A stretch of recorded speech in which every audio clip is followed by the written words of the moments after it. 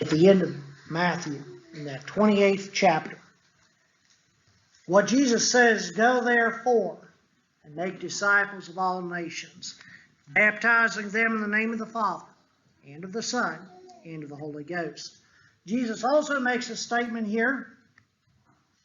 He says, teaching them to observe all that I have commanded you, and behold, I am with you always to the end of the age.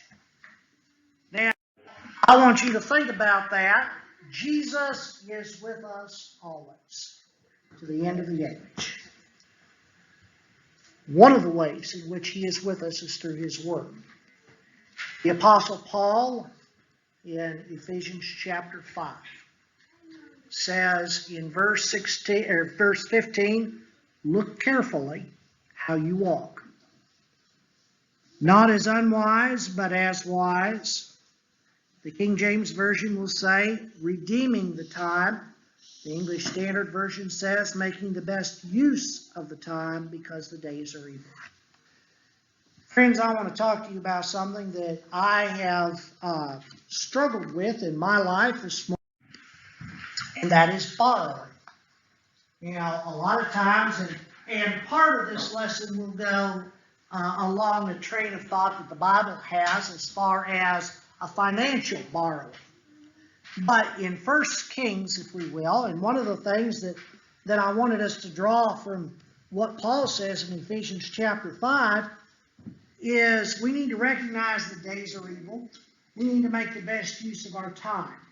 And part of the principle that is set forth here in the Bible concerning borrowing, whether it is borrowing something, whether it's money or whether it is an object in which we borrow. Now, the borrowing aspect, I've got a good neighbor that is always loaning me a tractor.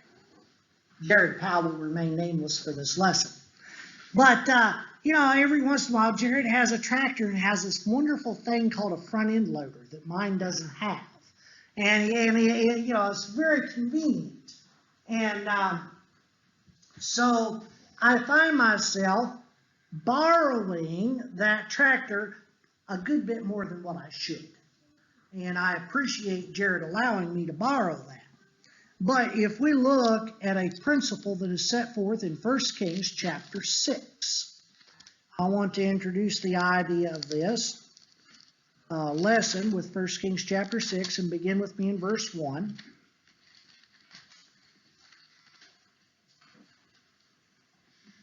1 Kings chapter 6, and in verse 1, we begin seeing a scenario that is building here.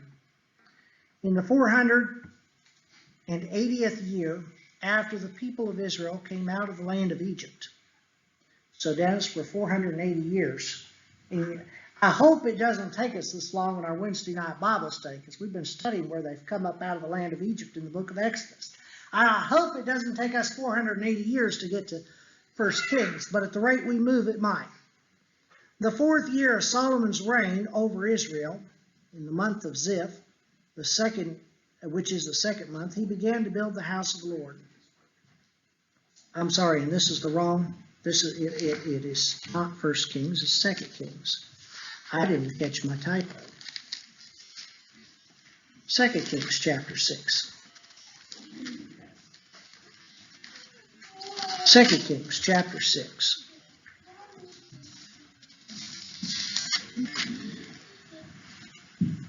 Verse 1. Now the sons of the prophets said to Elisha, the place where we dwell under your charge is too small for us. Let us go to the Jordan, and each of us get there a log, and let us make a place for us to dwell there. And he said, go. So in other words, we have a scenario. We have a scenario in which the house that the prophets were dwelling in was too small. And each one of the prophets, Elisha's assistants, was to go and get a log and build a place. Now, there must have been quite a few assistants if one log apiece would do. Nevertheless, that is the That is the proposal that's put forth. Then one of them said, "Be pleased to go with your servants." And he answered, "I will go." So he went with them. And when they came to the Jordan, they cut down trees. But as one of them was felling a log, his axe head fell into the water, and he cried out, "Alas, my master, it was borrowed." Then the man of God said, "Where did it fall?" When he showed him the place, he cut off a stick and threw it in the water and made the iron float, or your King James Version will say swim. And he said, "Take it up." So he reached out his hand and took it. Now my question for you this morning is, you borrowed an axe and you're swinging, cutting a tree, and the head flies off and falls into the river. What would your reaction be? Why is it such a big deal that the axe was borrowed? The man who's cutting the tree, the English Standard Version has inserted an exclamation point where he says, "Alas, my master, it was borrowed." So that terminology, you could see or almost feel the distress in this man's voice when he says, "Alas, my master, it was borrowed." Under God's law, the Israelite community had some very, we would say, very strict regulations concerning borrowing. And the principles, I think, are set forth throughout the Bible. If a person borrows something, he doesn't own it.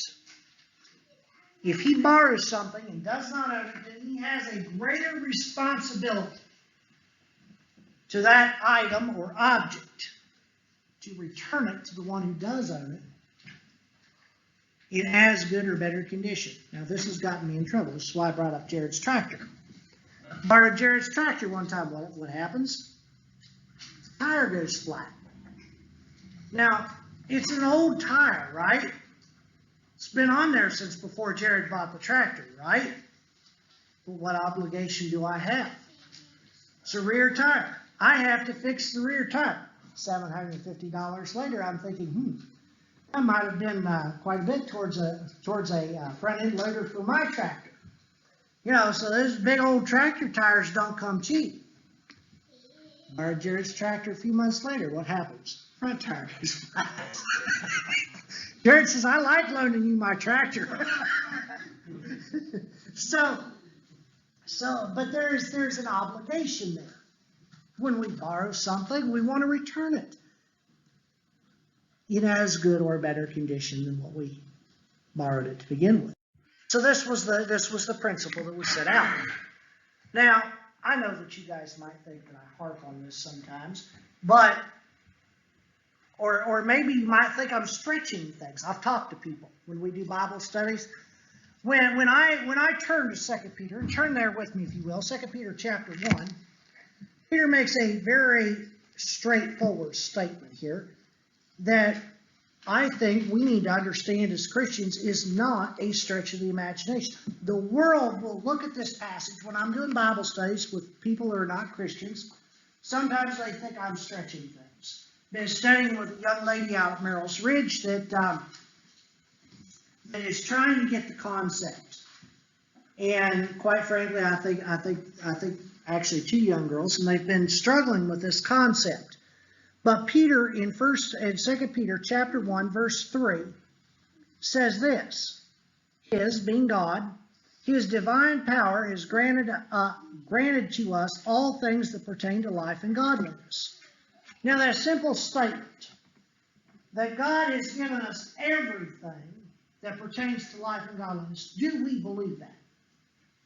Dylan, do you believe that? Do you think God gave you everything that you need for your life and for godliness? Good. Because a lot of people don't. A lot of people don't think that we have everything. the concept that I want us to get is throughout the Bible, we can apply these concepts. Borrow. There's a principle. When applied, it produces benefit in our lives. We've talked about money management here. The Bible has a lot to say about money management. The Bible has a lot to say about how we live our lives on a daily basis. The Bible has to say, Dennis will tell you, it's got something to say about how we eat, right? So there's principles there that are applied. And Dennis is applying those things to his life. And you've been better because of it, right?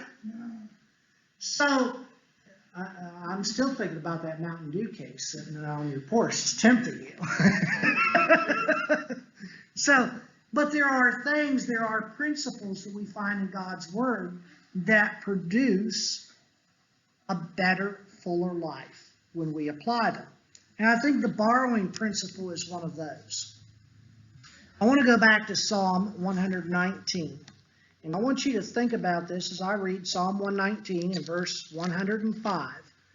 I want you to think about what the psalmist is meaning.